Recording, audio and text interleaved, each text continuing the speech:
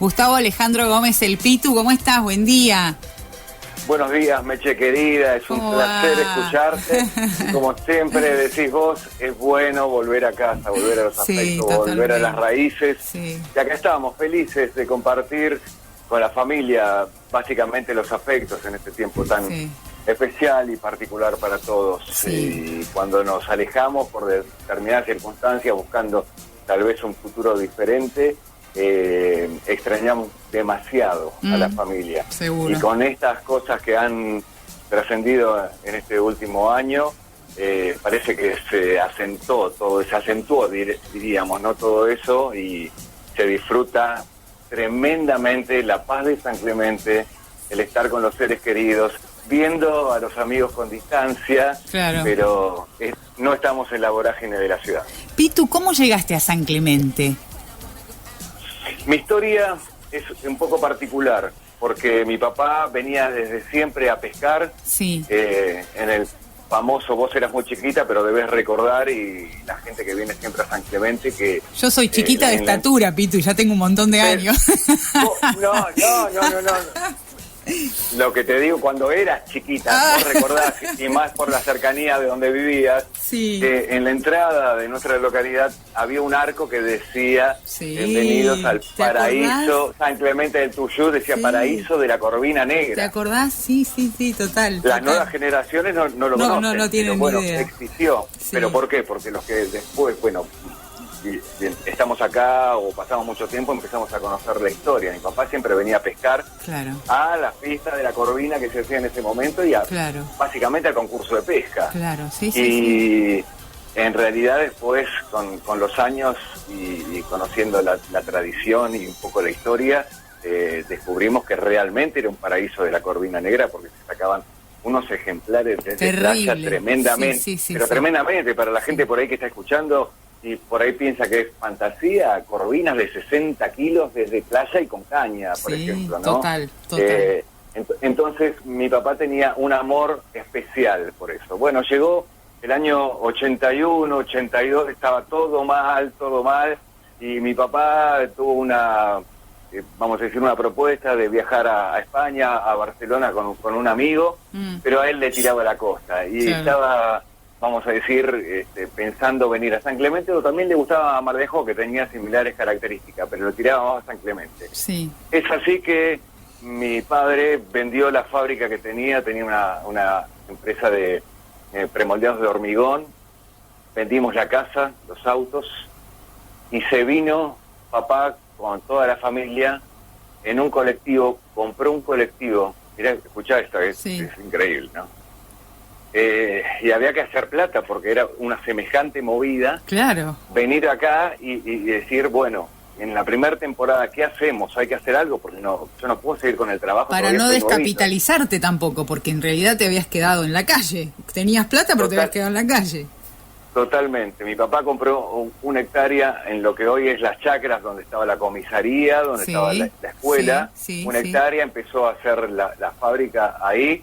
Empezamos a construir la casa y puso una parrilla, eso con el transcurrir de los meses, pero ese primer verano vinimos con un colectivo, le cortó las puertas atrás, cargado de sandías y de mangueras para vender. A mí me mandaba a vender a la playa sandías. ¿Cuántos años tenías, Pitu? Y yo tenía 13 años en ese momento. Fue plena adolescencia.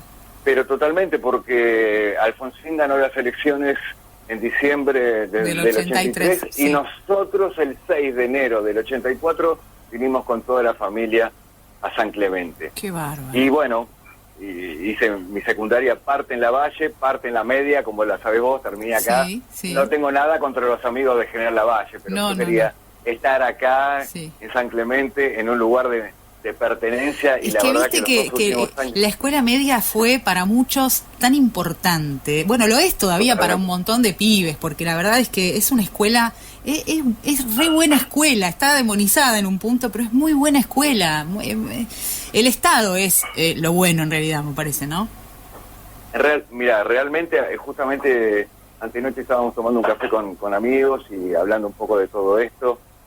Nosotros veníamos y nos tocó reiniciar o comenzar la secundaria justo después de la dictadura militar. Es decir, que teníamos todavía los libros de formación moral Claro, y cívica sí, y algunos libros de historia que después no se sabía bien qué iba a pasar, después se cambiaron por educación cívica y todo lo demás.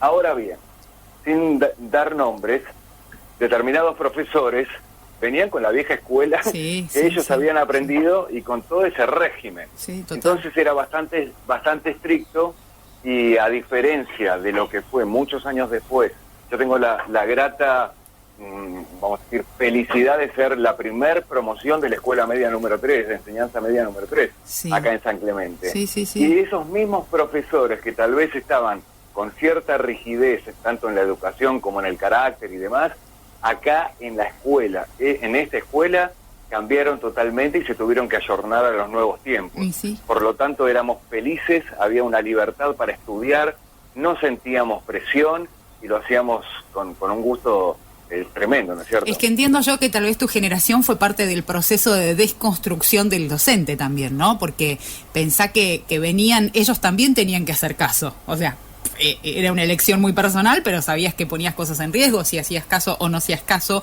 en cuanto a la forma de educar en un régimen militar. Y entonces la deconstrucción del pibe junto con el docente también generó estas cosas, ¿no?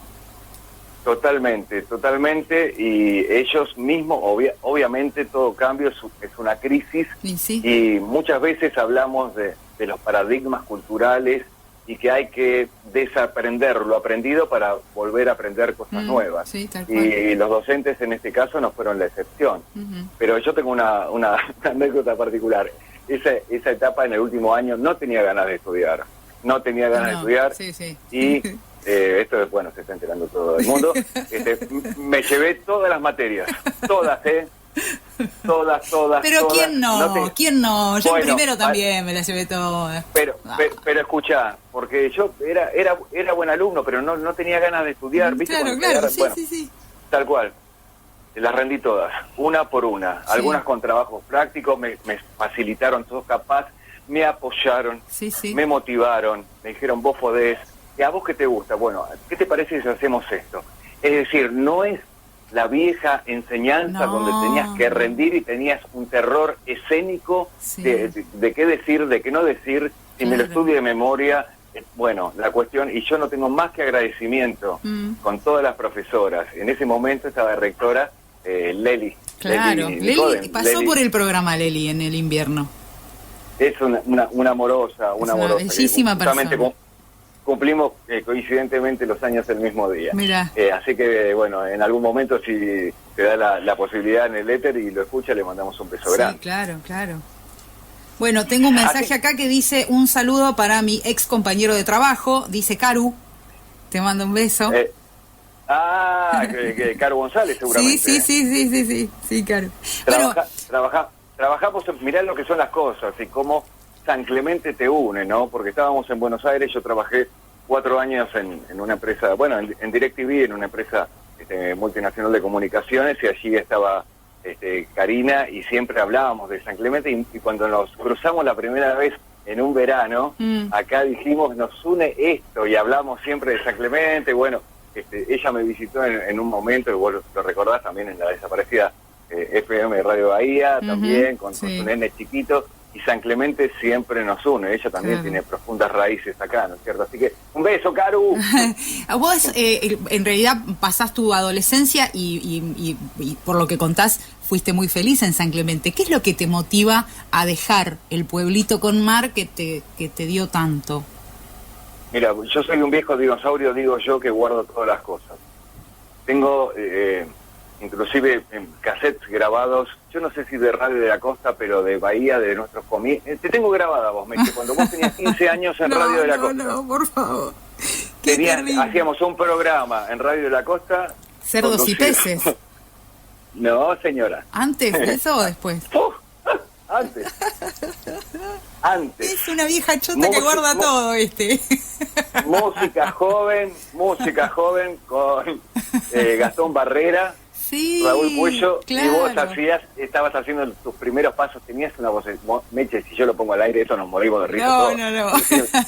Eras una nenita. Es que claro, además de la corta edad, una voz sin formación, sin preparación, sin educación, sin nada. nada, hacíamos un programa de entretenimiento si no había demasiado en esa época No, y lo hacían muy bien. Y me acuerdo, mira, y volviendo un poquito por ahí a los medios de comunicación y lo que me motivó a mí, yo me inicié me inicié en los medios por ese programa. Claro. ¿Por qué? Porque hacían concursos de entradas a boliches y regalaban y demás, y me gané una entrada a Heaven, no sé dónde era. Ah, mirá, venía por fui, ahí la cosa. Y fui a la radio, me puse los auriculares, hablé y dije, esto es maravilloso, no me quiero ir de acá, está buenísimo. Sí. Entonces me dijeron, che, Pito, ¿qué te parece si empezás a leer algunos artículos de rock? Buenísimo, buenísimo. Entonces empecé a leer de Madonna, de Michael Jackson y qué sé yo, y tal. Sí. Y un día entra la señora Mabel Vivardo, abre la puerta intempestivamente y a todos nos dice, estábamos fuera del aire, gracias a Dios, y dice, ¿quién lo autorizó a este chico a salir al aire? Dios mío. Nos quedamos blancos como un papel. Claro. No, nadie la... Bueno, se puede quedar, pero la próxima vez avisen. Qué bárbaro, qué bárbaro. Y así empezó todo. Qué maravilloso todo, qué hermoso todo. La verdad que uno lo que piensa y analiza es que hemos sido parte de una generación que convocó a la comunicación, ¿no? Y que fuimos testigos de esto, de empezar a comunicarnos en el pueblo, ¿no? Mira, por ahí no creo que la gente que nos conozca suene esto como pedante o soberbio. Pero nosotros fuimos punta de lanza y pioneros en la comunicación en el Partido de la Costa. Porque en ese momento, antes de la primera FM, la gente que no recuerda, solamente existía Radio de la Costa por circuito cerrado. Sí, claro. Es decir, había 3 estaciones, San Clemente del Tuyú, Santa Teresita y Mar de Ajó, que era radio paga. O sea, tenían un amplificador que encendían y apagaban. Tal y cual. Se escuchaba lo mismo en las 3 localidades. Tal cual. ¿Sí? Y después se pusieron las primeras antenas que Radio de la Costa también. Ahora, cuando vos estás viviendo ahora en Buenos Aires, en la ciudad de la furia, digamos. Sí, no me hablé. Sí. Pero digo, cuando vos contás con tus amigos de Buenos Aires, digamos, no los que conocen tu historia, ¿le contás a tus amigos todo esto y qué dicen? Porque entiendo que más de uno se debe quedar pensando en cómo le explicás que llegaba la radio por cable, ¿no? Una cosa rara. No lo entienden, y de hecho nosotros paralelamente en ese momento a los que nos gusta la música, el rock y todo lo que empezamos, nosotros no teníamos posibilidad, no había medios masivos de comunicación, claro. Y obviamente internet no existía y teníamos muy poca información que nos llegaba precisamente de Buenos Aires para estar ayornados con la realidad de alguna forma. Solamente algunas revistas de rock, de actualidad o de moda o de espectáculos y nada más. Para eso existía una radio en Uruguay que se llama Radio Independencia, y tomaba la transmisión muchas veces de la rock and pop y ahí estábamos un poco más actualizados.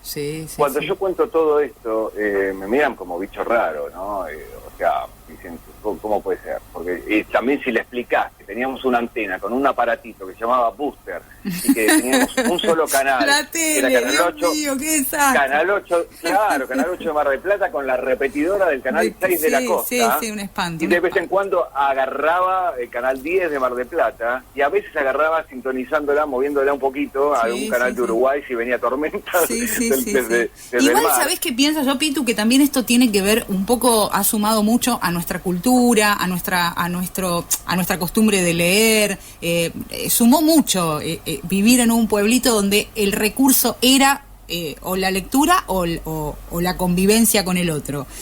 Para mi gusto sumó mucho. Estos tiempos son distintos, ni malos ni buenos, distintos.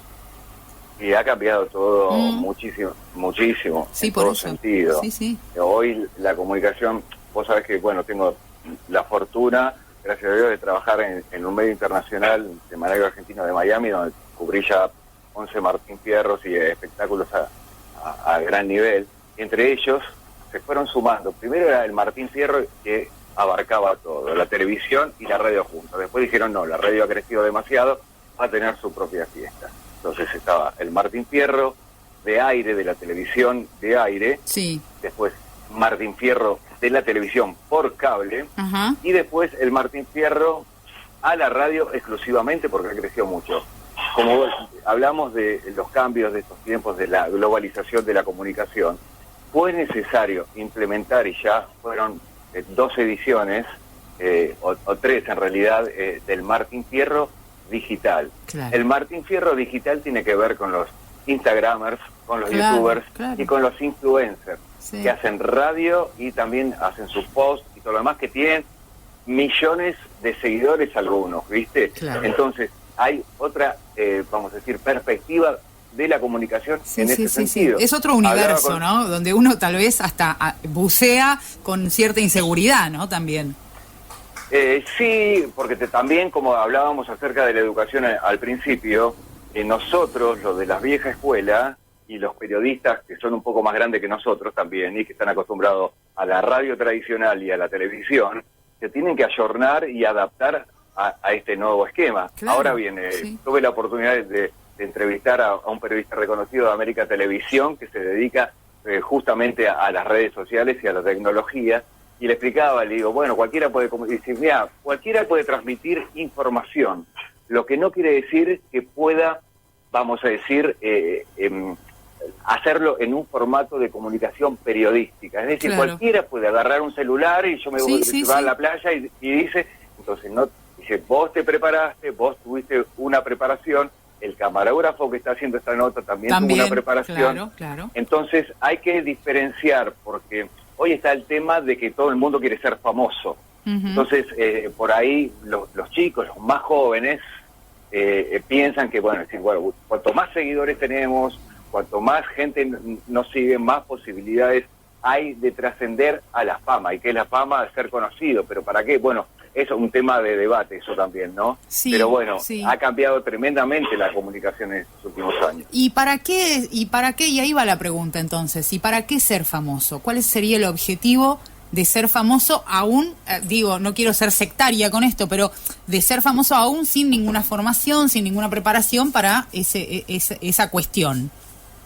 Y ¿sabes lo que pasa, Meche? Que hay gente, realmente, de los famosos, que yo conozco a varios, y otros los tuve que conocer, y pues decir, no puede ser, y este pibe tiene 2 millones de seguidores y no lo conozco, y me tuve que informar porque no sabía realmente lo que hacía, porque nosotros no consumimos ese tipo de información.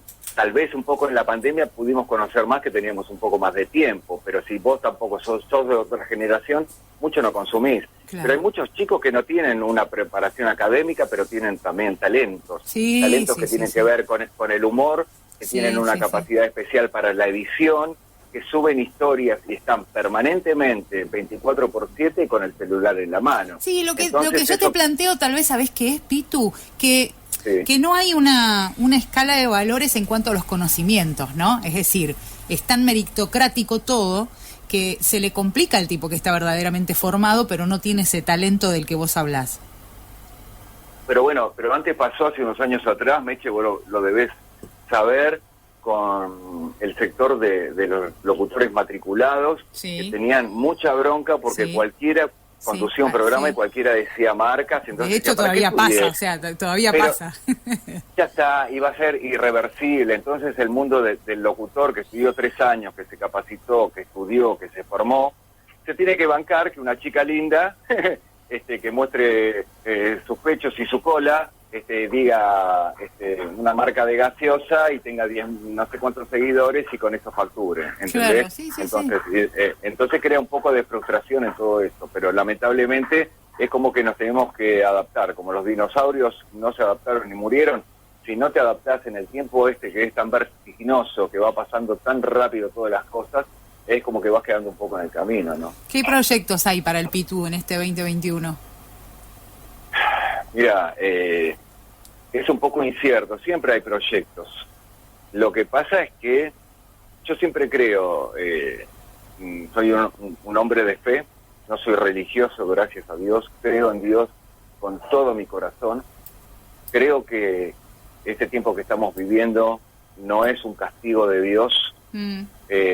Dios no perdió el control absoluto ni del planeta Tierra ni de todo el universo. Y yo lo veo, esta es una opinión bastante personal y la estoy compartiendo al aire, pero creo que Dios está cruzado de brazos y mira para abajo y dice, muchachos, ahora ¿qué van a hacer con todo esto? ¿Ustedes creen que van a poder salir solos de esto, que no necesitan ayuda? ¿Cómo están? Es el tiempo de que vuelvan un poco a las raíces del corazón, de mirarse profundamente en su corazón, que ahí reside mi esencia, y mirar hacia al cielo y buscar mi ayuda, que yo estoy para que los ayude. Sí. Lo que pasa es que no sabemos a ciencia cierta si estamos respondiendo. Yo creo que no, lamentablemente. Nos cuesta pedir ayuda, pero pedir ayuda desde lo más profundo nos cuesta. Al hombre naturalmente le cuesta pedir ayuda. Totalmente, porque lamentablemente venimos con paradigmas culturales que están arraigados de generación en generación, y nos cuesta salir de todo eso. Nos creemos dentro de nosotros somos una maravilla de la creación. El ser humano es una maravilla de la creación. Lo que pasa es que muchas veces la misma soberbia nos ha llevado al planeta Tierra, al lugar donde estamos. Entonces, hablando acerca del futuro, yo creo que no hubo demasiado para pensar, teniendo en cuenta que, o sea, que en la Biblia dice en un determinado momento, iremos a tal ciudad por 2 años, traficaremos, comerciaremos, trabajaremos y ganaremos. Entonces el apóstol le dice, no, digan, más vale si Dios quiere, haremos esto o aquello, o esto o tal cosa. La famosa frase, si Dios quiere, es real, porque hay muchos pensamientos y deseos en el corazón del hombre.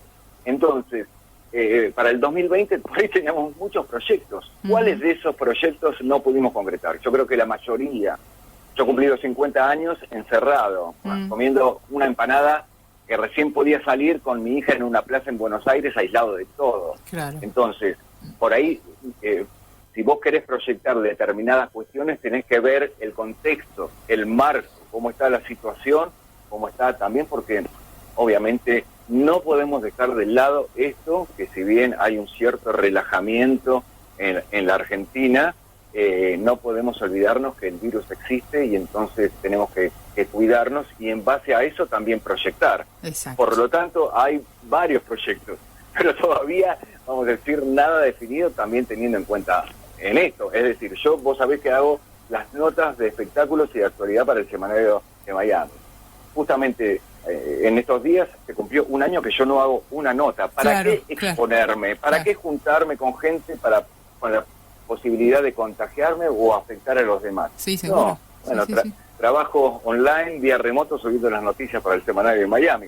Entonces, es eso. Sí, ahora bien, capacidad de adaptación también, ¿no? Me parece que es importante tenerla, la capacidad de adaptación, porque se me ocurre que sobrevivirán los que mejor se adapten. Meche, te digo algo. En principio, hablando un poco acerca del orgullo, la vanidad y la soberbia del hombre, que todo lo tenemos, el ego, cierto narcisismo, todo lo tenemos. Obvio. Y hoy en día, en el cual me incluyo, pero por ahí con un fin que tiene un determinado propósito. Con el tema de la pandemia, muchos actores, muchas figuras del ambiente del espectáculo, inclusive comunicacional, que han trabajado permanentemente y se han visto cercenados en sus posibilidades debido al confinamiento y debido a la situación económica, etcétera, todo lo que conocemos. Claro. En el principio yo he conocido gente bastante importante y famosa, que chicos hicieron mucho, hubo una saturación de los live, de los vivos y de las entrevistas durante la pandemia. Al principio fue necesario, para mí fue por ahí excesivo, pero bueno, es una opinión personal. Estas figuras, lo digo porque tengo amigos que los han convocado para salir al aire, y me dicen, y bueno, ¿cuánto me vas a pagar? Dicen, no, en plena pandemia, digo, no, esto es para que podamos charlar. Todos querían, vamos a decir, las famosas notas pagas. No se crea, señora, que el que sale en televisión lo hace gratis. Claro. Entonces, el mundo gira alrededor del dinero. Esta misma gente, 1 mes y pico después, 2 meses después, estaban pidiendo por favor que lo llamen, aunque sea de una radio chiquitita, online, vía streaming, para mostrarse. ¿Por qué? Porque en el mundo del espectáculo, ¿por qué vemos a veces algunos programas de Chimentos que aparece una determinada figura de los 80 y viene a hacer algún lío para tener los famosos 5 minutos de fama y tratar de volver al ruedo para estar en el tapete y para que la gente no lo olvide? Exacto. Entonces pasa permanentemente eso. Entonces, y bueno, eso tiene que ver con la fama, ¿no? En donde muchos, lamentablemente, en este mundo del espectáculo, donde si no sos visto, no existís. Tenés Tal que cual. generar, tenés que mostrarte, y Tal para eso cual. están hoy en día las redes sociales. Mensajes, Así que, Pitu, bueno, mensajes para vos. Dice, hola Meche, mandale un saludo a Pitu. Gracias, Ariel López Trejo. ¡Ay! Un abrazo grande, Ariel. Hace muchos años que no te veo, pero tengo los mejores recuerdos de nosotros en la adolescencia. Te mando un abrazo grande. Pitu Gómez, gracias por compartir con nosotros un ratito este pedacito de tu vida y bueno, la verdad que un placer escucharte como siempre. Es un placer, Meche, que me hayas convocado. San Clemente siempre tira. Por siempre están los afectos, las raíces. A pesar de vivir este tiempo de incertidumbre y de dolor, yo tengo, más allá de todo esto, que el panorama, vamos a decir, para finalizar y redondeando, yo trabajo todos los días subiendo las notas de todo el mundo, de Argentina, deportivas, del espectáculo, etcétera, para el semanario de Miami. Entonces estoy empapado de toda la información, lo que pasa minuto a minuto en todo el mundo. Si vemos cómo está el mundo está roto, está quebrado. Sí, total. Entonces vemos que, y lo hablaba con una determinada persona, el hombre solo, hoy los gobiernos, cuando comenzó la pandemia, se rascaban la cabeza las grandes potencias y decimos, ¿qué hacemos ahora? No hay solución.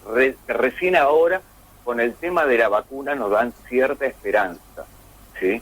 Pero si vemos la sociedad, la violencia, el desamor, los adolescentes como están, vamos a decir, toda la parte negativa, el egoísmo y la violencia, que esto también, porque el COVID mata, pero las consecuencias o el daño colateral que ha producido la pandemia es terrible, tremendo. Es devastador. Sí. Tremendo. Sí. Y la violencia que existe y todo lo demás, tal vez acá se ve un poco menos. En Buenos Aires está terrible, por cualquier cosa, viste, se matan, se agarran un palo, bueno, sí, tremendo. Sí, pero eso tiene que ver con la frustración, con un montón de aspectos internos que van haciendo eclosión en la sociedad. Y si nos pasa a nosotros en un país tercermundista, también está pasando en Europa y en los demás continentes, ¿no es cierto?